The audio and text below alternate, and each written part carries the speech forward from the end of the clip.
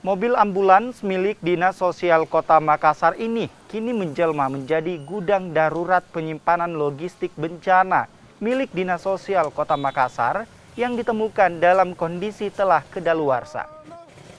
Ratusan dus logistik berupa mie instan dan sambal ini kemungkinan berasal dari pengadaan logistik bencana di tahun 2019-2020 lalu. Atas temuan ini, pihak pemerintah Kota Makassar akan melakukan pelaporan untuk diaudit, mengingat logistik tersebut dibeli menggunakan uang negara.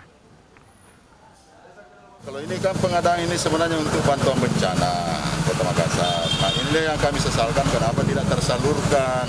Padahal kalau kita melihat kejadian-kejadian di Kota Makassar tahun sebelumnya kan ada beberapa. Nah, kalau kita melihat dengan kebutuhan masyarakat, sebenarnya itu tidak terpenuhi, ya kan tidak terpenuhi. Sampai tidak tentu yang pertama adalah mungkin ada prosedur mungkin kelemahan dalam